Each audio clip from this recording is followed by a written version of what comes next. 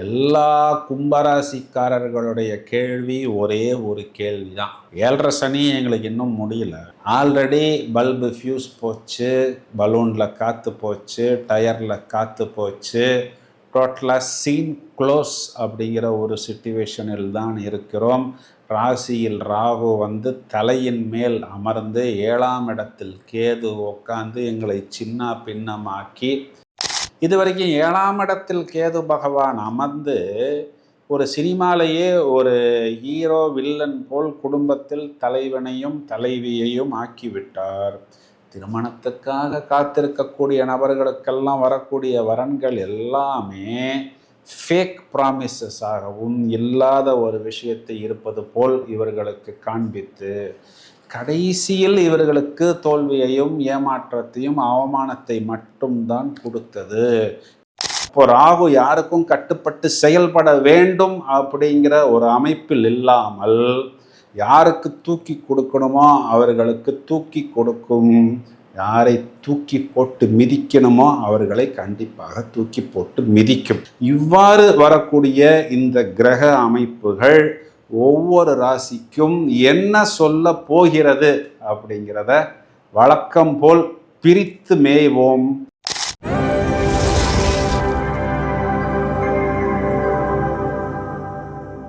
Hi friends, நாம் அனைவரும் ஆவலுடன் எதிர்பார்த்து காத்திருக்கக்கூடிய அந்த 2026க்கு உண்டான பலன்கள் ஒவ்வொரு ராசிக்கும் என்ன நடக்கப் போகிறது அப்படிங்கிறத விவரமாக காண இருக்கிறோம். சாதாரணமாக கோச்சாரத்தில் ஒரு கிரகம் நகர்ந்தாலோ அல்லது ஒரு கிரகம் பார்த்தாலோ அல்லது ஒரு கிரகம் இன்னொரு கிரகமுடன் சேர்ந்தாலோ அதனையே நாம் விரிவாக்கமாக 12 ராசிகளுக்கும் 12 வீடியோக்களாக கொடுத்து ஏராளமான வியூஸ் போனது அனைவருக்கும் நன்றாகவே தெரியும். முதலில் அதற்கு எங்களது நன்றியை தெரிவித்துக் கொள்கிறோம். ஸோ இந்த 2026ங்கிற இந்த வருடத்தில் பொதுவாக எல்லாரும் என்ன சொல்லுவாங்க அப்படின்னா, குரு பயிற்சிக்கு முன் குரு பயிற்சிக்கு பின் அப்படிங்கிற மாதிரி 2 கட்டமாகத்தான் பலன்களை பிரிப்பார்கள். ஆனால் நாடி நரம்பு எலும்பு சதையெல்லாம் இந்த கோச்சார பலன்களே முழுவதுமாக ஊறிய எங்களுக்கு இந்த பலன்களை பிரிக்கும் பொழுது இதை நாங்கள் 3 விதமாக பிரிக்கிறோம். அதாவது மிதுனராசி மண்டலத்தில் குரு இருப்பது, பிறகு கடகராசி மண்டலத்துக்குள் குரு வருவது 2 பிரிவுகளாக எடுத்துக்கொண்டாலும் மார்ச் மாதம் 15ஆம் தேதி முதல் அனைத்து கிரகங்களுமே இந்த பக்கம் ராகுவுக்குள் அடங்கிவிடும், அந்த பக்கம் கேதுவுக்குள் அடங்கிவிடும். மார்ச் 15 தேதி முதல் ஜூலை மாதம் 11 தேதி வரை கிட்டத்தட்ட 4 மாதங்கள் ராகு கேது அச்சுக்குள் தான் அனைத்து கிரகங்களுமே அடங்கும். இதற்கு பெயர் கால சர்ப்ப தோஷம்.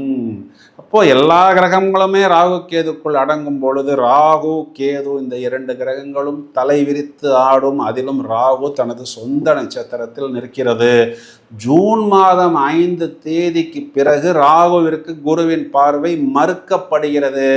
அப்போ ராகு யாருக்கும் கட்டுப்பட்டு செயல்பட வேண்டும் அப்படிங்கிற ஒரு அமைப்பில் இல்லாமல் யாருக்கு தூக்கி கொடுக்கணுமோ அவர்களுக்கு தூக்கி கொடுக்கும், யாரை தூக்கி போட்டு மிதிக்கணுமோ அவர்களை கண்டிப்பாக தூக்கி போட்டு மிதிக்கும்.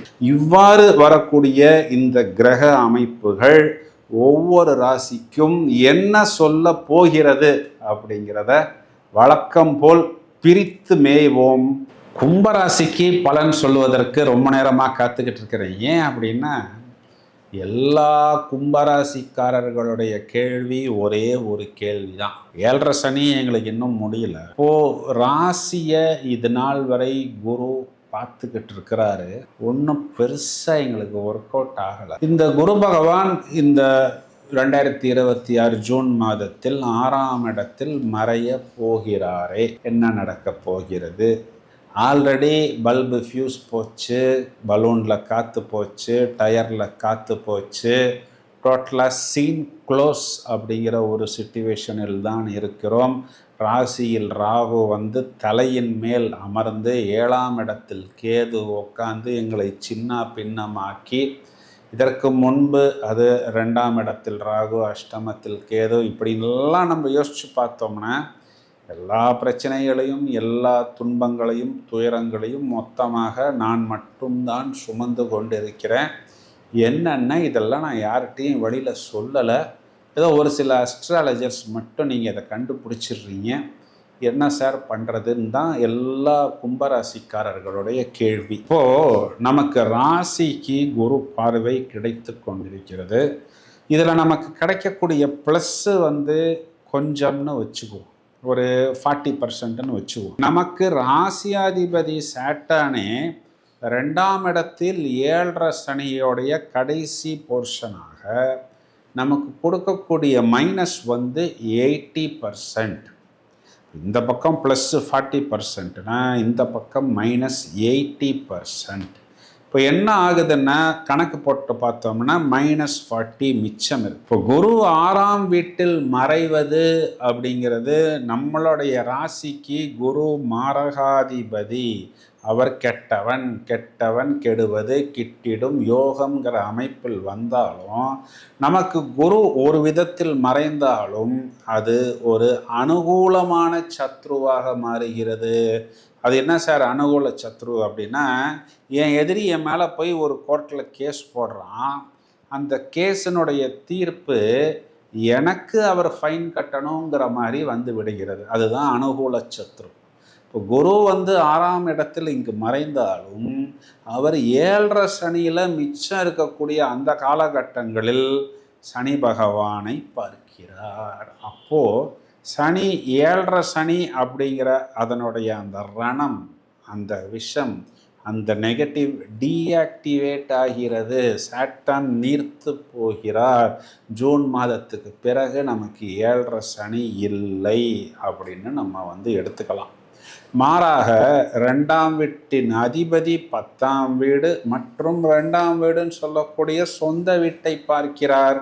2ஆம் வீடு குறிகாட்டக்கூடிய தனம், குடும்பம், வாக்குஸ்தானத்தில் சுபபலம், பூர்வம், கொடுத்த வாக்கை காப்பாற்றுவது, வரவேண்டிய பணம் சம்பத்துக்கள் வருவது, குடும்பத்தில் ரொம்ப நாளைக்கு அப்புறம் சுப நிகழ்வுகள் நடப்பதுன்னு இவை எல்லாமே நமக்கு அனுகூலமாக கண்டிப்பாக வரும்.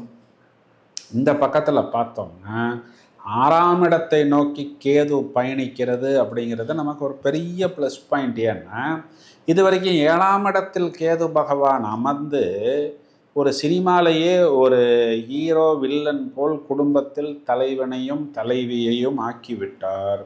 திருமணத்துக்காக காத்திருக்கக்கூடிய நபர்களுக்கெல்லாம் வரக்கூடிய வரன்கள் எல்லாமே ஃபேக் ப்ராமிசஸ் ஆகவும் இல்லாத ஒரு விஷயத்தை இருப்பது போல் இவர்களுக்கு காண்பித்து கடைசியில் இவர்களுக்கு தோல்வியையும் ஏமாற்றத்தையும் அவமானத்தை மட்டும்தான் கொடுத்தது.